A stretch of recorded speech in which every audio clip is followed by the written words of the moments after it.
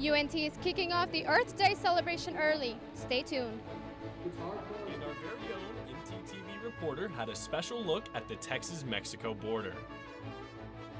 Finally, a new milestone for the tech world, right here in the Lone Star State. Stay tuned. Broadcasting live from the University of North Texas. This is ntTV Nightly News. Thanks for joining us on ntTV Nightly News. I'm Kayla Holt. And I'm Blake Coonley. As the Russian-Ukraine war wages on, the U.S. continues to send support to Ukraine. CNN's Isabella Rosales has more. New satellite images show apparent mass graves outside the besieged city of Mariupol. The city is ground zero. The Azovstal steel plant stands as Mariupol's last line of defense. Russian President Vladimir Putin has scrapped plans to storm the plant, ordering soldiers to instead encircle it. There will be nobody left in this area. There will be dead, all the children. I'm not talking about the soldiers, but the civilians will be eliminated. Ukrainian President Vladimir Zelensky warns his troops do not have enough serious and heavy weapons to defeat the Russians there. The U.S. is responding. President Biden unveiling his latest presidential drawdown. Any more money would need congressional approval. We're in a critical window now of time where they're going to set the stage for the next phase of this war. The Defense Department now set to pull weapons and equipment like howitzers, ammo, and drones from U.S. inventories to send to Ukraine. Putin has failed to achieve his grand ambitions on the battlefield. After weeks of shelling Kyiv, Kyiv still stands. In a move to further isolate Moscow, Russian-affiliated ships now banned from American ports. In Mariupol, the help can't come soon enough. Ukrainian soldiers remaining defiant, resisting Russian attacks, and ignoring their calls to surrender. In Washington, Isabel Rosales. Now approaching 60 days of war, the U.S. has supplied Ukraine with over $1 billion in aid, and it appears our support will not end there. Biden has made a new announcement banning all Russian boats from any U.S. ports. He announced this today from the White House. This situation with Russia is an ongoing story that we will continue to keep you updated. Sometimes the best aid is talent, not treasure, and the best comes from Texas. CNN's Sanjay Gupta has more about one Texas resident going the extra mile for Ukrainians. Whenever I travel to the war zones and I leave my home, always I do one-way ticket. Dr. Mansour Yazji is getting ready for a journey he's made before. His third trip from his home in Edinburgh, Texas, to eastern Ukraine. As a physician first, it's our duty and our ethics to help every needed person in the world. I understand that feeling. I've been in war zones and disaster zones as a reporter. Mansour and I were in Haiti at the same time in 2010. At times, I have felt compelled to help. How much do you worry now about your own safety? Every time I go back, I say this is maybe the last time I'll be going. Because when I decide to come, it's a lot of fear. And then in a minute, I just remember my promise and why the people lost their life and I see their children not seeing them. And we work in different cities. Dr. Yazji, a Syrian American, ran over 30 medical missions since 2011 to help his homeland during the catastrophic war there. But even as the conflicts continue in Syria, he finds himself in a similar situation in another country. What happened in Ukraine, it happened in Syria. And I feel myself that I'm part of them.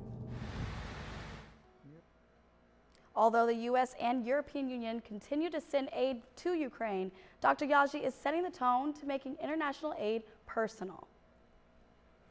Kayla, it is pretty windy outside today. Blake, I know, and it's not been kind to my hair. But let's check in with our weather anchor, Ryan Cantrell, for a quick first look at weather. Ryan? Well, guys, I can definitely agree that it is windy, but I also felt muggy when I walked to campus today. But speaking of these conditions, let's see what we're looking at here in Denton. Currently, we are at partly cloudy skies with winds to the southeast at 19 miles per hour and the temperature right at 84, feeling like 87. Now on to tonight, temperatures will not change much, maybe 10 degrees, and we'll go down to 78.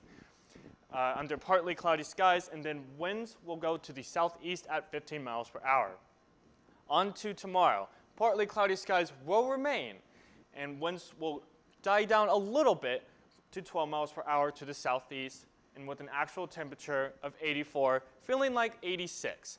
Now that's all I have for my first look weather. Stick with us as I talk about Sunday's potential storms and allergy levels. Back to you guys at the desk. Thanks for that, Ryan. We'll check back with you later for the rest of your forecast. Next, we're headed out to UNT's Earth Fest, where our reporter Leslie Juarez is out live, enjoying that beautiful weather. Leslie, what do you have for us? Thank you guys, that's right. It actually feels very nice out here with the exception of some wind, but that doesn't let the fun stop. I'm live here at the Library Mall at the annual celebration of the Earth Fest. It started at 4 p.m. and it will go on until 7 p.m., so make sure you get out here. As you can see, there's lots of vendors, activities, and food for our attendees. I am joined by Andy Jackson. Thank you for being here. She's one of the event coordinators. Now, what is the purpose of the event? Yeah, so we're just out here celebrating International Earth Day, which is tomorrow. So we've got a vegan meal with no waste, and we're also composting, which is really cool. Nice. What has been the response to the event so far? Yeah, so far so good. It seems like everyone's really enjoying themselves. We do have some free giveaways. Obviously, we've got this band Little King here performing, so it's been a really good event. Nice. So for those who might be tuning in right now, what can they do to join? Can they still join? Yeah, absolutely. If y'all just come through to the Library Mall, UNTID, you can come join us. Well, that's all I have for you guys right now. I will be back updating y'all as the event wraps up. But for now, back to you guys at the studio. Thank you, Leslie. I hope you're having fun out there. After the break, a different approach to how one country is handling the U.S. border crisis. And a new, attractive business that just broke ground here in Texas. Stay with us.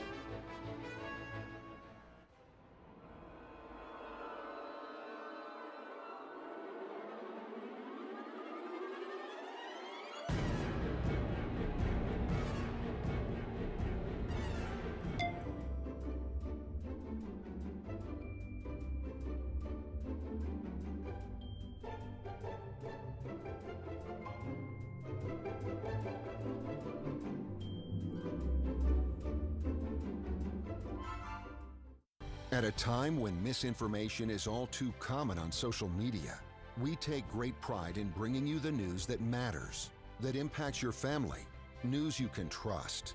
Local broadcast journalists bring you the facts, covering the stories breaking in our community and across the globe. Text TV to 52886 and let Congress know you depend on local journalism. This message furnished by the National Association of Broadcasters.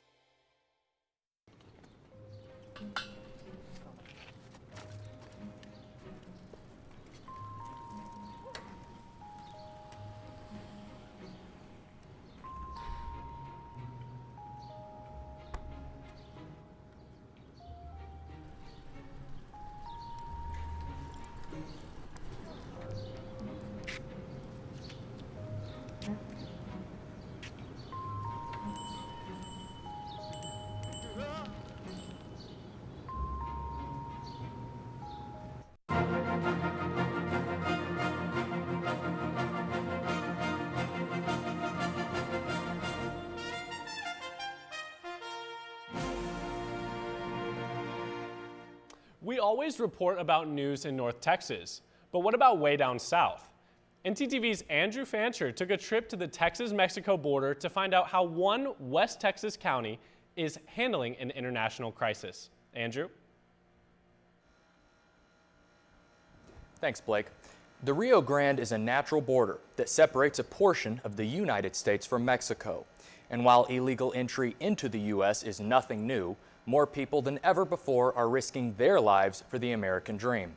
Now, U.S. civilians and officials alike are struggling to combat a world of nations. The southern border of Texas is experiencing the largest influx of undocumented migrants in U.S. history. A record 1.3 million apprehensions, with over 25% involving repeat crossers. This is Terrell County, Texas, where incoming migrants outnumber local residents. Granted, we've always had people walk across the border. We have. It wasn't a threat.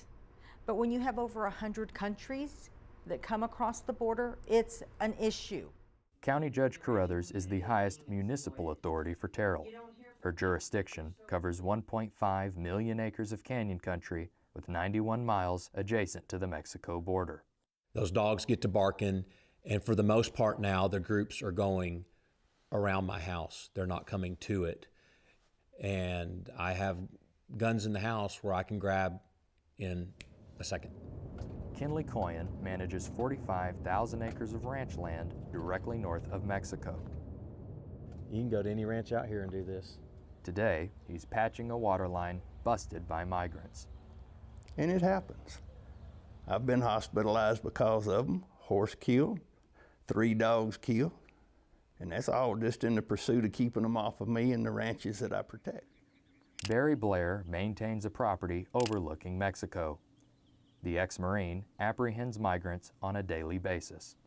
And I'm up to 7 myself this year. I caught 29 last year.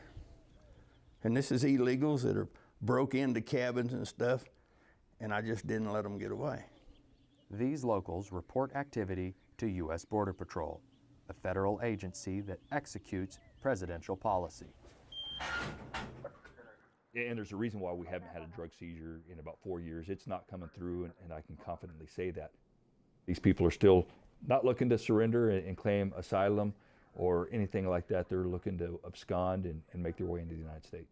Thaddeus Cleveland is the PAIC of Sanderson Station, and this is a rare look at his area of responsibility. We're driving in between various mountain ranges, canyons, creeks, washes.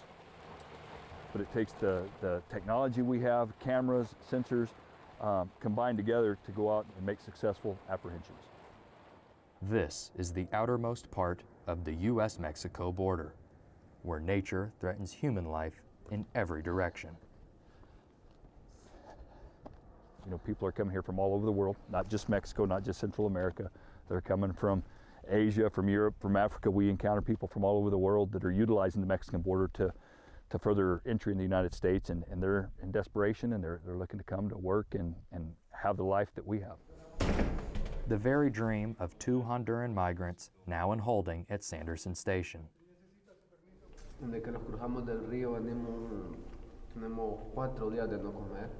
Fleeing poverty and climate disaster for a better life in Houston. This is their first time inside the U.S. ¿Ustedes son bien unidos con su familia? Sí, no, ya no quería que vinieran, pero es que estamos muy pobres, pues no tenemos nada ni donde vivir. Buscar buen futuro. It's very difficult to secure the southern border if you don't have support from the top. It has to start there. Manpower is essential. We don't have it. So it's very difficult to take care of what we're trying to, to secure, and without the help. It's just a matter of the government coming together, working together, regardless if you're a Democrat or Republican, to come together and change our immigration laws.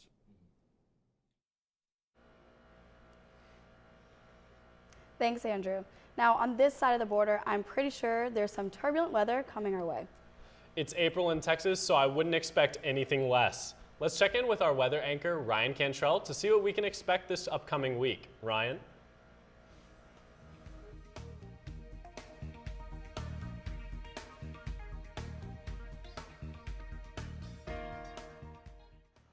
Well, guys, I expect to have some decent weather, except for the humidity, for the next few days. However, we could get some turbulent weather, aka storms, on Sunday, but I will talk about that in our 7-day forecast. Behind me, I got the Apogee camera up. Nothing much really to see here. Partly cloudy skies, temperatures in the mid-80s, and windy.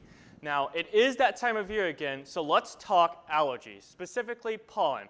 So here is our pollen index. And for yesterday in Denton, it was right at 7.3, and medium to high range. Today it's at 9.2, medium to high, and tomorrow it will be right smack dab at 9, also in the medium high. So if you are allergic to pollen, I would advise caution when entering outdoors. But enough about those allergies. Let's talk about temperature, specifically what's going on in North Texas. We're mainly looking at temperatures, warm temperatures mainly in the 70s, 80s. I think we have one at 90. Let's see, yeah, we have Graham right out there at 90 degrees.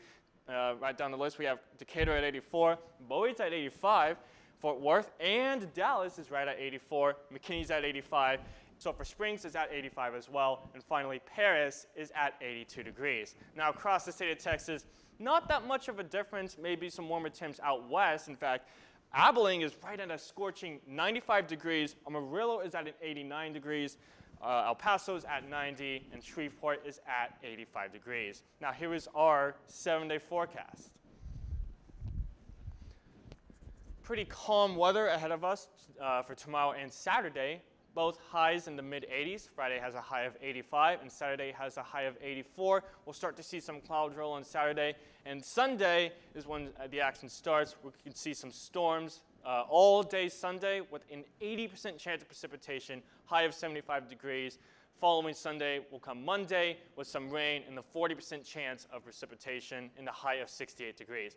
Tuesday onward, completely clear skies and highs in the 70s and 80s. That's all I have for my full weather forecast. Thank you for watching and tossing it back to you guys at the desk. Thanks, Ryan.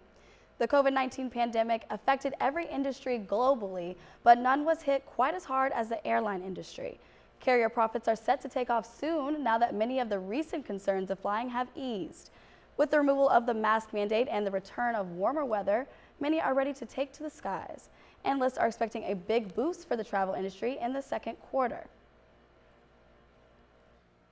Do you know where your magnets are from? MP Materials have begun building a rare earth magnetics manufacturing facility in Fort Worth, making it the first of its kind in the United States. The facility was created with MP's growing magnetics division in mind. This comes after entering an agreement with General Motors to supply U.S.-sourced and manufactured materials for electric motors in automobile models starting in 2022 to 2023, with hopes to restore the full U.S. supply chain. After the break, a look at a crowning achievement for those that want to show off their natural hair.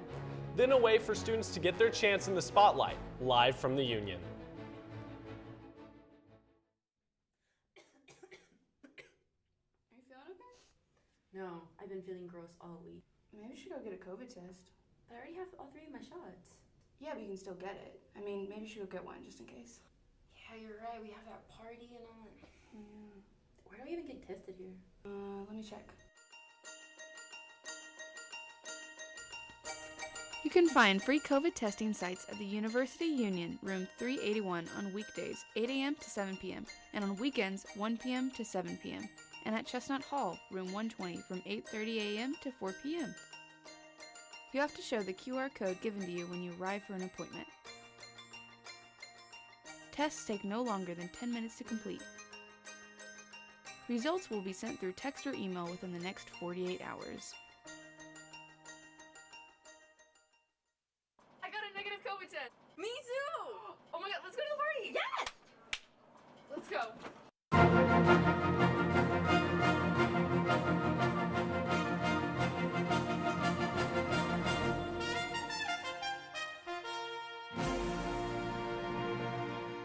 Hair discrimination is an ongoing issue that many students, athletes, and job seekers know all too well.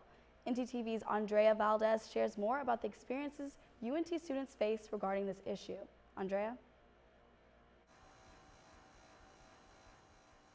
Thanks, Kayla. The Crown Act is a bill that plans to eliminate this form of discrimination. I got the chance to speak to UNT students about their experiences, as well as the mother of a homeschooled high school student who was the victim of this discrimination. I was never, made to love my hair in the spaces that I was in. In 2021, Joy Collective partnered with Dove to conduct a study among 1,000 black and white girls, revealing 86% of black teens experienced discrimination based on their hair by age 12. I don't have hair like everybody else, and I mean everybody else doesn't have the same hair, but growing up in communities where I was around, my white peers, and their hair was a lot straighter and I guess more manageable than mine, it was really hard. UNT student Kimberly Mondolazzi explains how her brother, who was a football player, wasn't allowed to play because of his hair. Never was his locks a problem up until he got into middle school and he was playing football, and they said that he could not have his locks. And the mother of high school student Jacob Rush, who is not allowed to walk at graduation because of his locks, said, quote, "Schools and workplace should keep in mind the importance of diversity and respecting other cultures.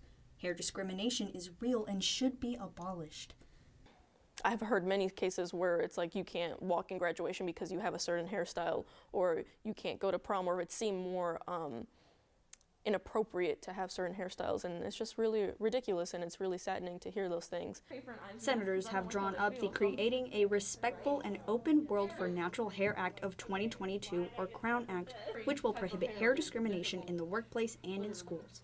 It's a sad realization that as a child, you have to be told to be ready to face discrimination and face backlash because of what you look like.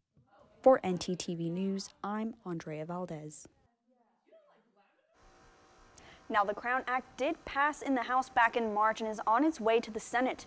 And yesterday, I had the opportunity to talk to Jacob's mother, who also informed me that he will be walking the stage at graduation and keep his locks. Congratulations, Jacob.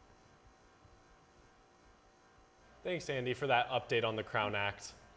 Absolutely. One of the places that I'm most excited to let my hair down is outside in this beautiful weather. I definitely second that. Leslie is still live at the Earth Fest with Leslie. What's it like over there? Thanks, Kayla. It's been a successful event so far to what I've seen. I'm joined by Fernanda Chavez, one of the volunteers here of the event. Thank you for joining us. Is this your first time attending the event? Yes, actually it's my first time. How are you enjoying this event, or what are your duties here? I think it's really good that we have this kind of events. For being my first time, I didn't know what to do exactly. So basically, I just had to stay. Oh, sorry. I just have to stay next to the trash cans, make sure that everything is being put in the right cans. So I think that's great, and it's been amazing. Sounds good to keep the area clean. What is your favorite part so far of the event? I mean, everything. The activities, the different booths, the live music, the fact that we can actually volunteer, that's great too. Well, thank you so much. That's all I have for you guys. There's still about 30 minutes left of the event, so I'm going to go ahead and get me a treat. But for now, back to you guys at the studio. Thanks, Leslie. The FBI is facing a lawsuit brought forth by the victims of former USA gymnastics team Dr. Larry Nassar. More than a dozen women who are alleged to have been victimized by Nassar are suing for the FBI $130 million. The survivors allege that the FBI turned a blind eye to the claims of sexual abuse.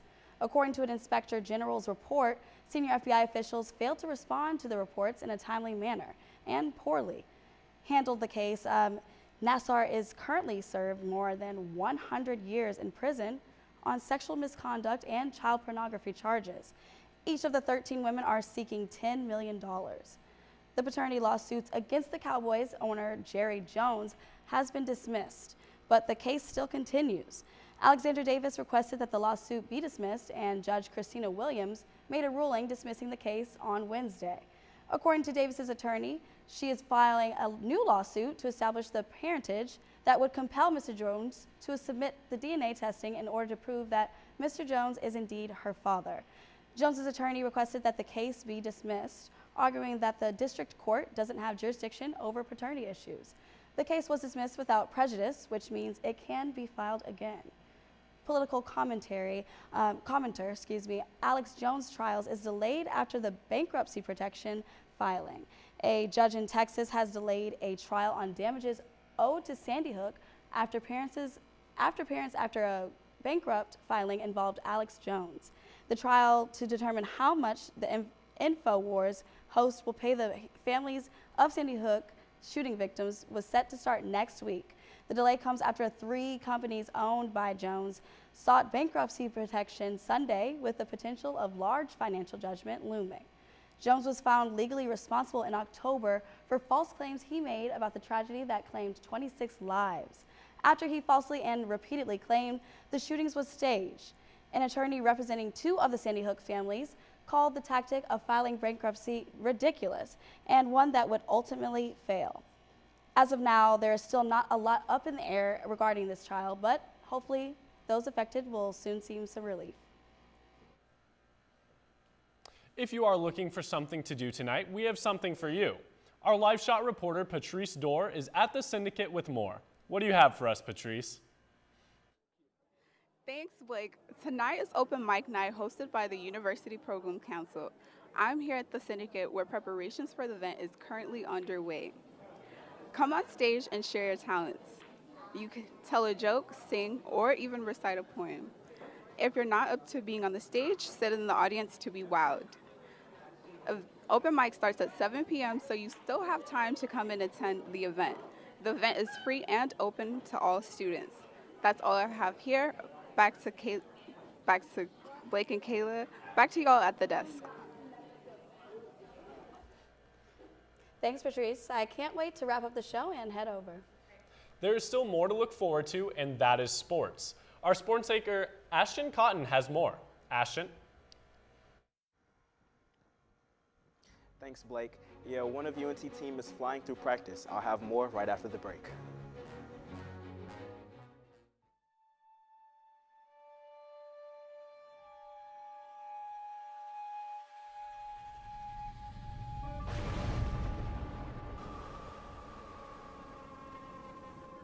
Near Sanctus Spiritus.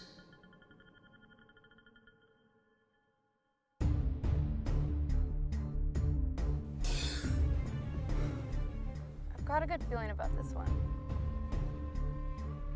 Hey, Maddie, miss me? Wait, Bud? What was that all about? An old friend. An old friend? Good to see you, brother. What the hell are you doing? That's your lucky day.